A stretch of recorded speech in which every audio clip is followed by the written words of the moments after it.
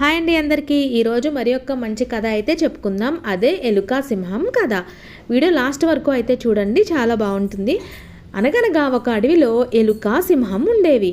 ఒకరోజు ఎలుక సింహం మీదకి ఎక్కి సింహాన్ని ఆట పట్టిస్తూ ఉంటుంది. ఆ సమయంలో సింహం నిద్రిస్తూ ఉంటుంది. సింహం నిద్ర లేవగానే ఎలుకని చూసి, నన్నే ఆట పట్టిస్తావా, నీ సంగతి చెప్తాను ఉండు అని దాన్ని గట్టిగా పట్టుకుంటుంది. అప్పుడు ఎలుక, నన్ను క్షమించు, ఈసారి నీకెప్పుడైనా సహాయం వచ్చినప్పుడు నేను చేస్తాను అంటే అప్పుడు సింహం అంటుంది, నువ్వు ఇంత చిన్న ప్రాణివి, నీ నుండి నాకు ఎటువంటి సహాయం అవసరం లేదు, సరే ఈసారికి వదిలేస్తున్నా పో అంటుంది. అప్పుడు ఎలుక పరిగెత్తుకుంటూ అక్కడి నుంచి వెళ్ళిపోతుంది. మరి ఒకరోజు సింహం వలలో చిక్కుకుంటుంది. అప్పుడు ఎలుక అటుగా సింహాన్ని చూసి గబగబా సింహం దగ్గరికి వచ్చి తన వలని తన పంటితో కొరికి సింహాన్ని రక్షిస్తుంది.